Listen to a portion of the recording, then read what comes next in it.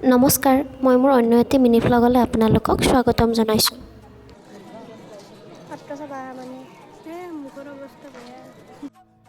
যিহেতু আজি ছানডে, ভাবিলোঁ অকণমান ওলাই যাওঁ। আৰু আমি আহিলোঁ বৰপেটা কীৰ্তন ঘৰলৈ। এই সত্ৰভাগ 1583 চনত মহাপুৰুষ শ্ৰী শ্ৰী মাধৱদেৱে প্ৰতিষ্ঠা কৰিছিলে।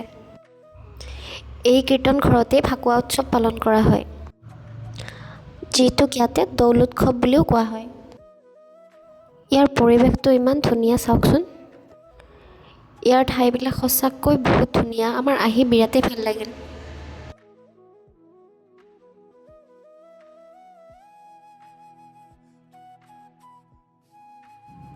এইটো হৈছে গেষ্ট হাউচ, কোনোবা আহিলে ইয়াতে থাকিব পাৰিব।